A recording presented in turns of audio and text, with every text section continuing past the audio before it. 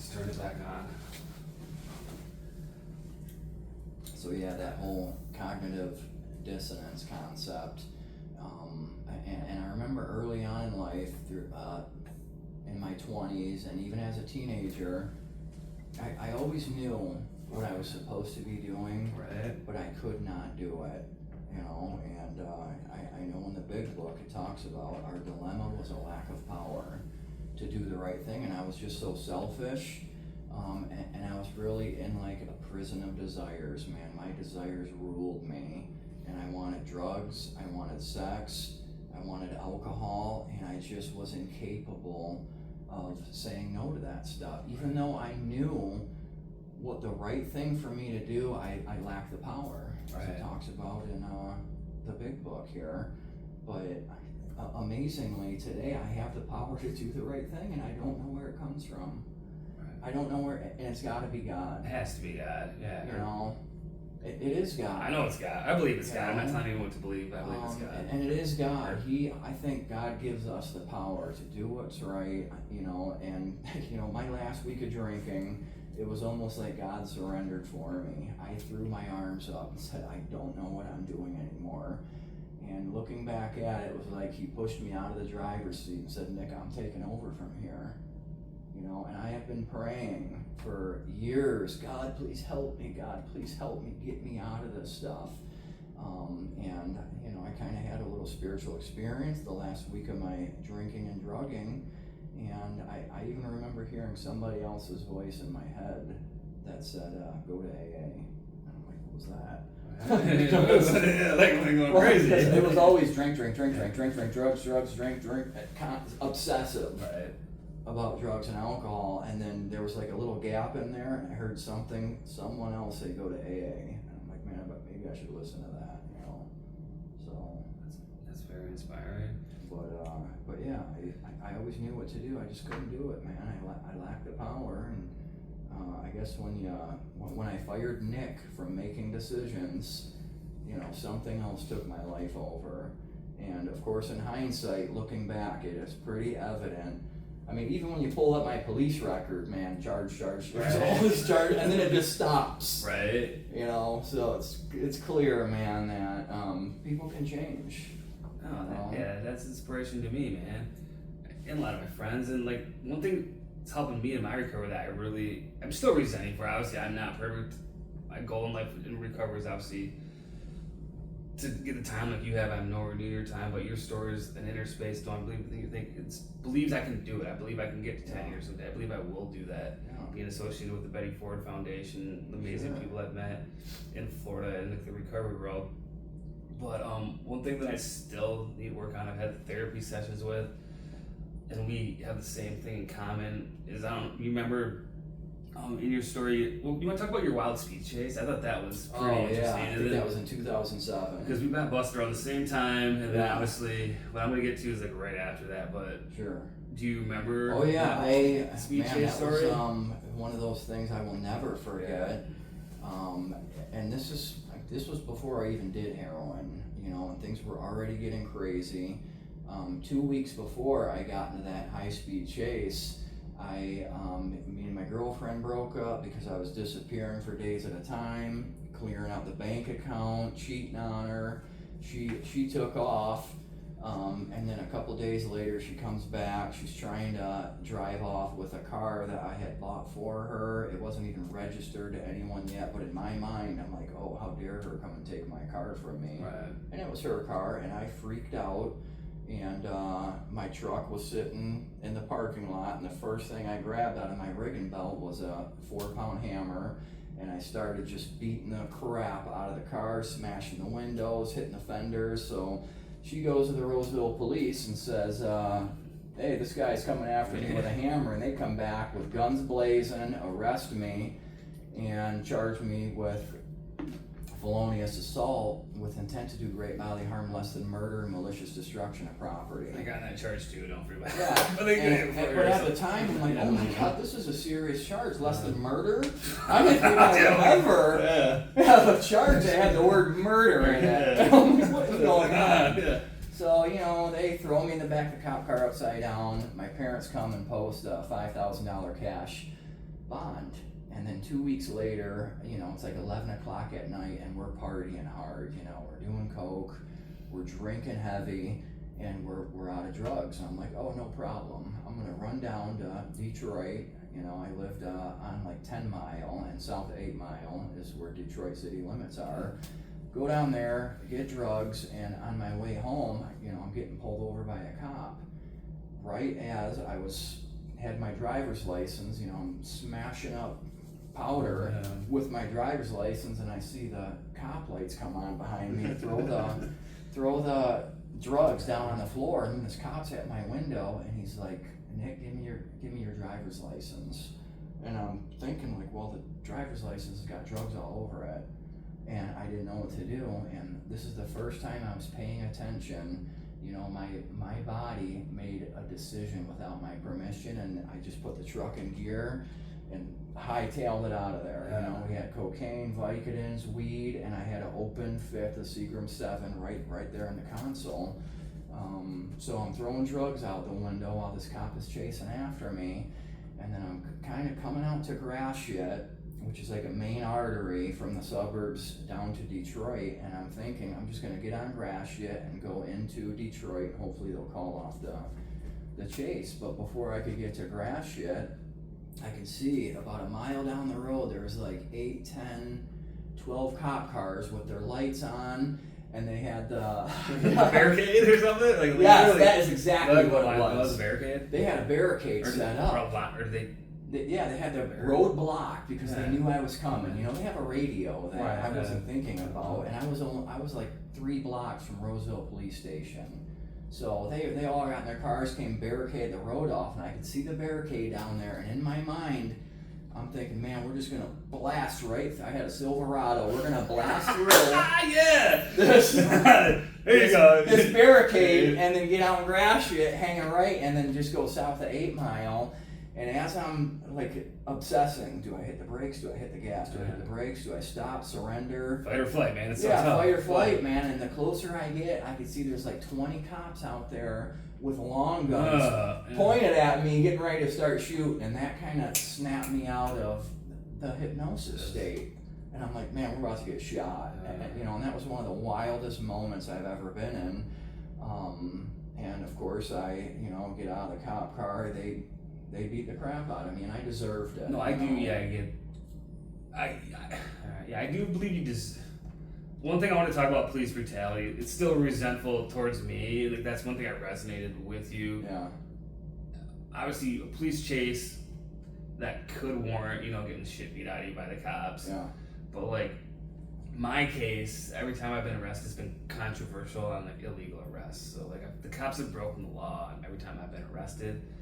But the one thing I've struggled with was, I resonated in your book, because you said when the cops called you names and they called you, hey, big guy. Yeah, and those resentment. Well, that happened to me so much that it still affects me to this day. Like, it's weird as it sounds. And this was 20 years ago. We're in 2025 right now, guys. This happened to me in 2005 and 2008. So like 20, 17 years ago. But in your book, you said it, you know, it's still. It was a deep, you know, resentment. You burned the fuel of resentment. And how, obviously, what tools did you use to like get over it? Because I'm still dealing with it right now. Even like I'm not at your level. Yeah.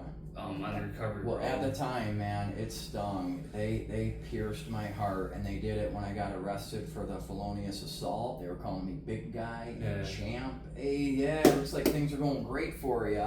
And then some of the same cops were there during the high-speed chase, and they're like, hey, it's you again, champ.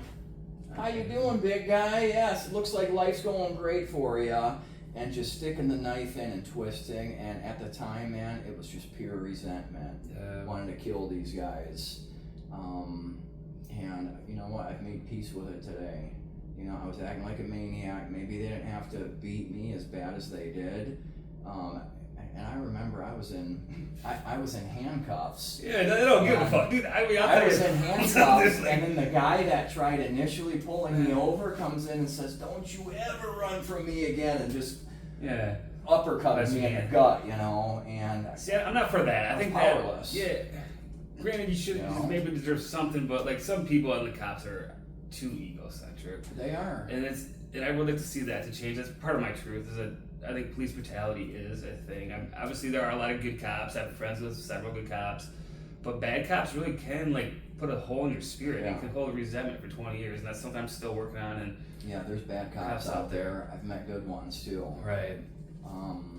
And speaking of the patronizing and being condescending, I was working at the hospital as part of the nursing staff, and we get inmates coming in there, and then we get addicts and alcoholics coming in there, and one of them had two cops sitting with her because they can't leave her, and they were doing the same thing to her. This happened last year to me, and I almost wanted to cry. I walk into the room, I'm like, hey guys, how you doing? Do you want a coffee or water or anything? Can I get you anything to eat? And then I was like, how are you guys doing? They're like, oh, we're doing good. We're doing a lot better than you, ain't we? And they were pointing at the patient/inmate, and it brought me right back to when they did it to me. And I could see she wanted to cry. Yeah, and these guys are just in there egging her, and I'm like, dude, that's not helpful, guys. And you know what? They just don't know what we're going through, the police. Yeah, no, it's unfortunate. Hopefully, I think they have a different education, and I understand they deal with a lot of criminals and ugly people, so they are biased too, and they think we're all scumbags. It's not the case, man. We're sick people. Right. Just like that young lady where that guy's like, yeah, we're doing a lot. Her name wasn't Shelly, but she's like, we're doing a lot better than you, aren't we, Shelly? Yeah, it's unfortunate, man, but I'm proud that you were able to get through it, and you're inspiration to me, brother, on that, how you were able to forgive the cops, because I haven't forgiven them yet, but that's something I would like to do, and it takes time when it's that biggest resentment, when you're at your lowest point. Sure. Man, well, that's more God stuff, man. God help me make peace with this stuff.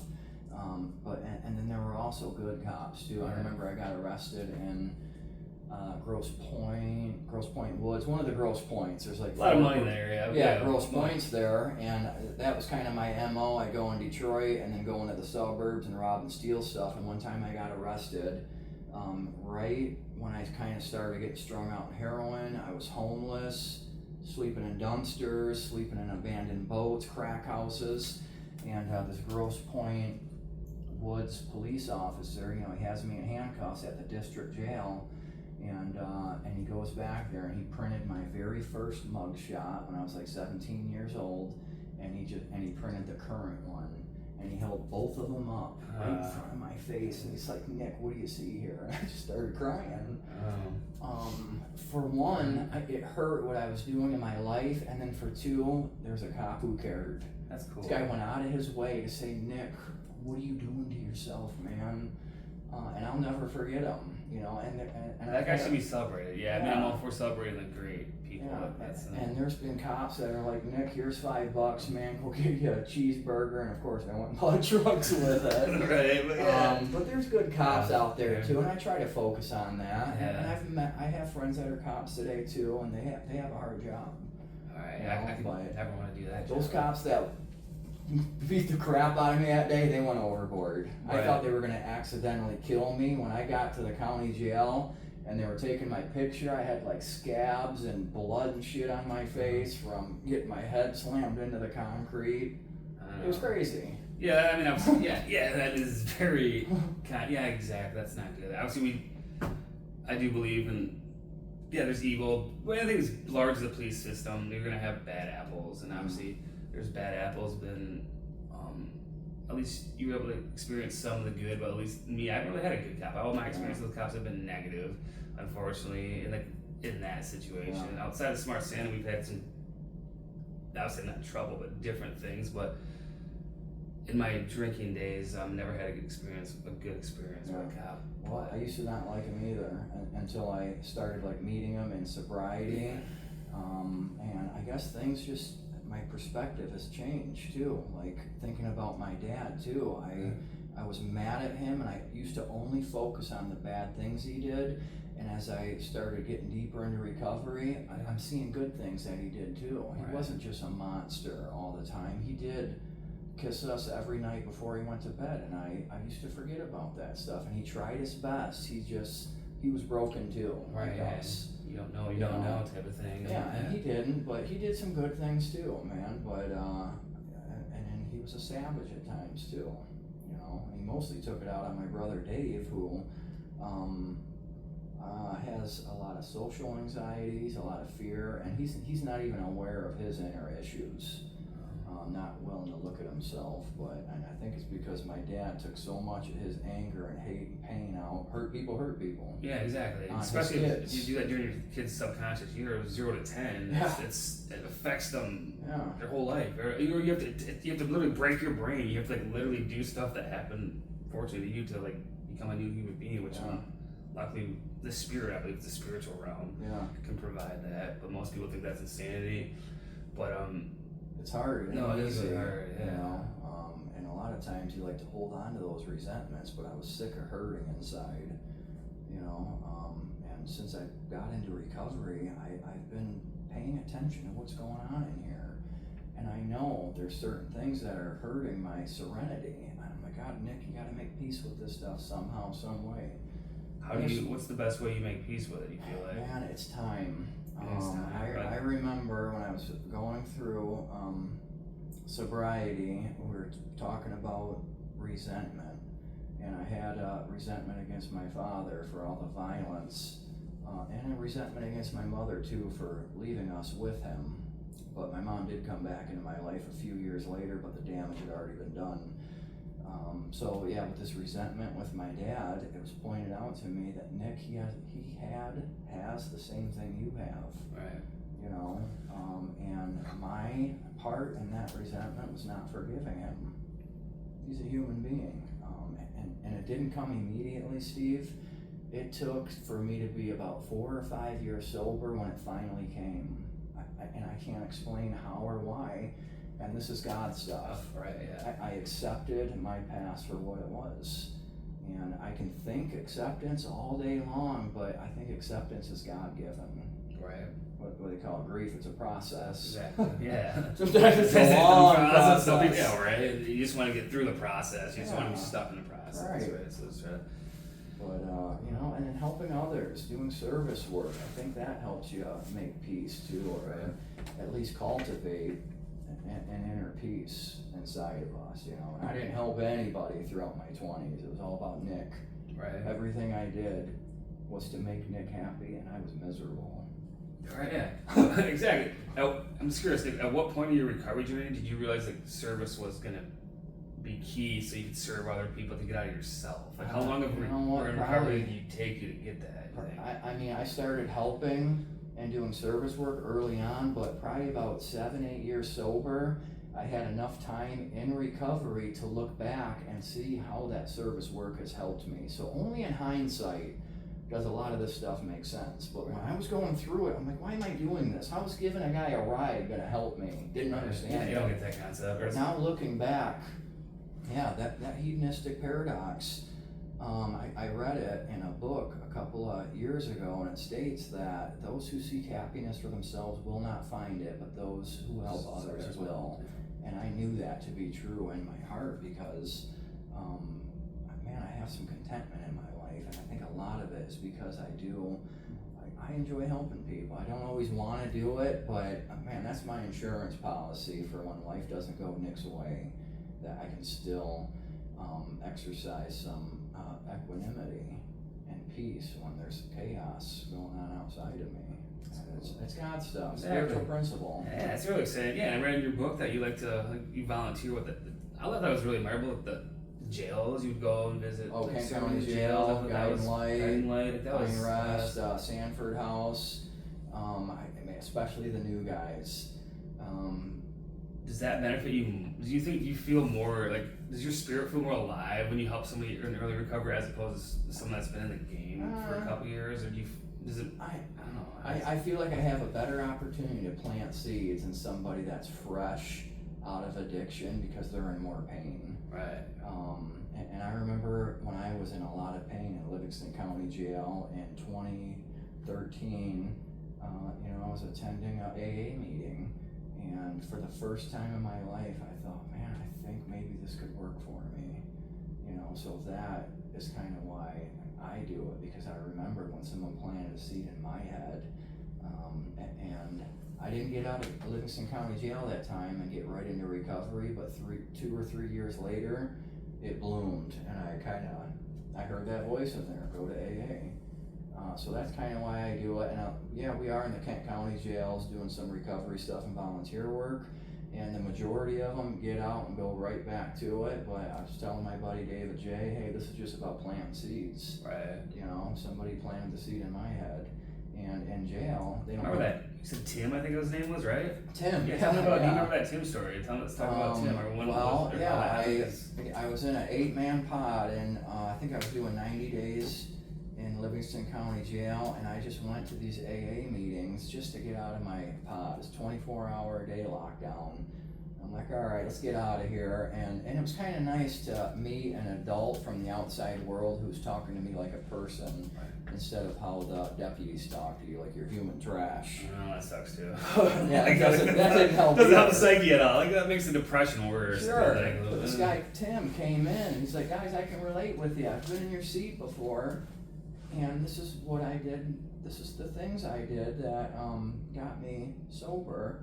And I remember like a light came on, and it was one of the first times in my life I was listening instead of judging, you know, and he must have told a story to me that turned the light on, and I remember a tear coming out of my eye, and I hugged him and said, Tim, thank you for coming in here. I did not understand why he was wasting his time with these derelicts in jail, and now I do. And he gave me his phone number. He said, Nick, it is very important that you call me when you get out of here. We're going to get you into a meeting. And unfortunately, as soon as I got out of jail, just like the 20 times prior to that, the obsession started. Drink, drug, drug. And I was drunk within 5 minutes. I know. I just could not stop. That's why I think it's genius. Don't believe everything you think when you're in active addiction. Yeah. Maybe we should trademark that. Well, I think there's another book called "Don't Believe Everything." There is. It's the primary title. Okay. So yeah, it was crazy. Yeah, and then I did go to jail probably 25 times. I did lots of county time, and I remember about midway through my addiction, this is another one of those moments I will never forget. Looking out the little slit windows that Macomb County has. I think I was on like the 5th floor or something. And I could see a gas station down there. I could see Grossbeck Highway, and these people probably driving to work, taking their kids to school, going in and getting gas and getting a Mountain Dew to drink instead of liquor. And I remember thinking, how do they do it? How do they do it? Why can't I just do what they're doing and go to work, go to school, and just be a normal person? And nowhere in my mind did it say, Nick, you can't because you're an alcoholic and you are wired to drink and drug until you end up in jail. I was naive to that, you know, and at the end of my addiction, I realized that my mind was broken, and it can never say that it is the problem. My mind will never say, Nick, it's me. Isn't that wild? I still struggle with that. That is the craziest thing, man. Look, that's probably addiction, but that's why I love inspired by that. And that was kind of the spiritual moment I had. I'm like, oh my God, my mind has been lying to me for 20 years, whole life. Your whole life, yeah. And for the first time in my life, I like distanced myself from my own thoughts and said, this thing is lying to me. This entity, this thought structure has been lying the whole time. And it was a spiritual moment. And this was a wild experience. I could hear the narrative in my mind, my last week of drinking, and it was telling me something different than what my eyes and ears were observing. I'm like, dude, this thing's lying to me. Wow. That's not happening out there, Nick. And I don't know how that happened. And that same week, I remember, this is going to sound crazy and maybe schizophrenic, but I levitated outside of my body. I believe I've seen some. And I was watching myself from above myself sit on my couch just drinking liquor, injecting drugs. And I remember being up there looking down at me, and I'm like, man, if I'm up here, then who is that? Right. And I got sober not long after that, you know. So I don't know if God came in and was like, Nick, we're going to give you a little spiritualism here, break you out of the Get out of the mental body, prison that like you're physically, in, literally. you know, and you know, that same week, you know, a series of events happened that got me into sobriety. Another spiritual thing that happened to me is I had the police at my house. My parents found out. My mom calls me, she's screaming at me, and I don't to this day remember what she said, but what I heard was tell the truth. That's key. We're gonna stop right there because like that was that's how you went to Grand Rapids. Yeah. Yeah, yeah. Because we went for like, it was 27 minutes.